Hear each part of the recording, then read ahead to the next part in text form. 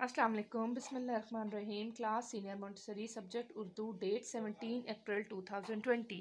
بچوں آج پھر ہم لوز شیٹس پر کام کریں گے۔ پٹ the date on the top of the page. 17 April, جماعت کا کام، دن جمعہ۔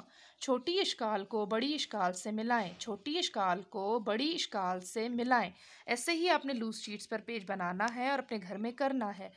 یہ بے کی چھوٹی شکل ہے، ہم نے اس کو اس کی بڑی شکل سے میچ کرنا ہے۔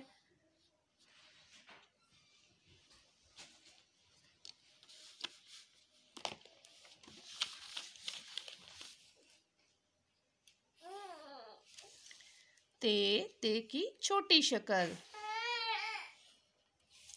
ٹے کی چھوٹی شکل، سے کی چھوٹی شکل، پے کی چھوٹی شکل۔ اس طرح سے آپ نے چھوٹی اشکال کو بڑی اشکال کے ساتھ ملانا ہے۔ Thank you.